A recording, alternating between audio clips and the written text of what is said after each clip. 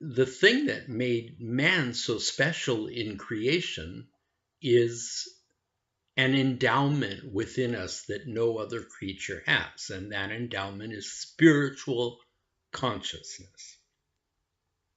And that's why the scripture says that he made us a little lower than the angels. And whether or not you believe in angels, what the meaning of that is, that we can take away from that scripture, is that we are divine. We are divinely made. We are part of the divinity. And it has to do with this endowment of consciousness. And it's a very special quality that we have that no other creature has.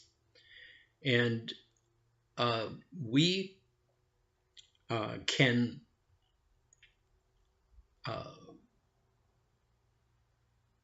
we have the power to actually realize the fullness of this endowment, or to stymie that fullness and pretend that it doesn't really change much in our experience.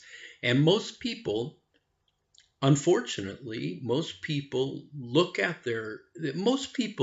that they have consciousness, but they look at this endowment as if it were very small in their experience. They see it as an aspect of mind that is, sometimes active and sometimes not, and usually not.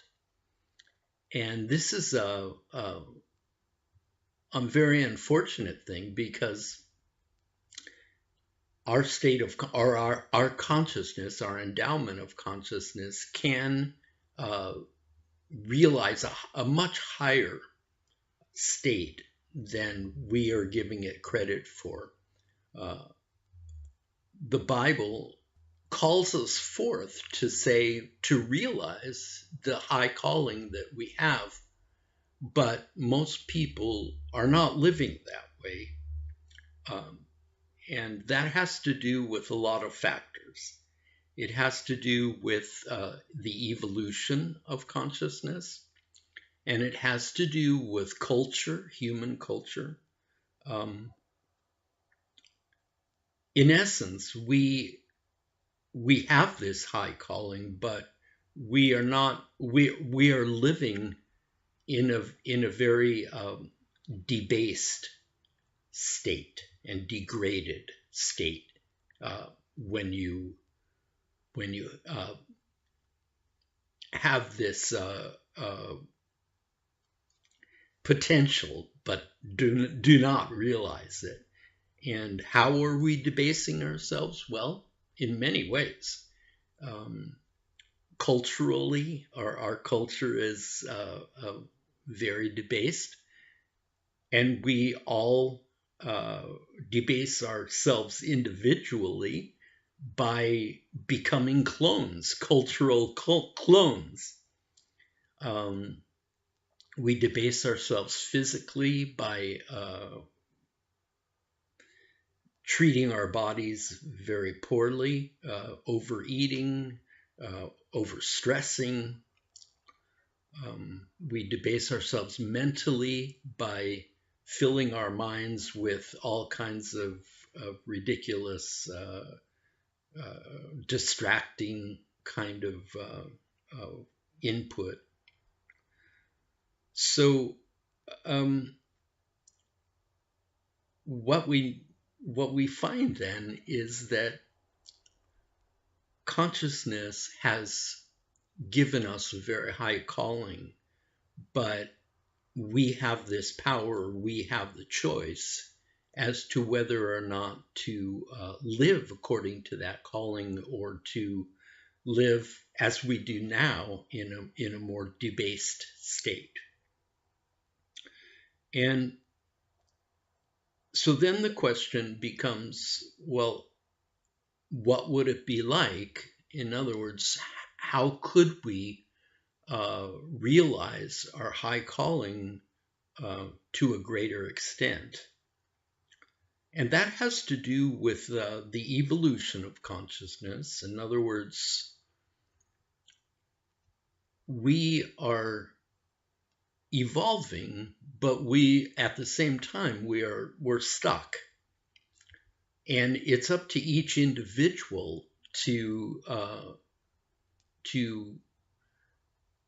come out of that stuck state that so many of us are in. And we can do this. It's just a matter of priorities and working at it a little bit. But one thing that furthers this tendency to stay stuck is just opening ourselves up without any kind of restraint or any kind of filtering to the culture and to the collective ideas that degrade consciousness. And we have to, as individuals, if we want to realize a higher state, we have to first of all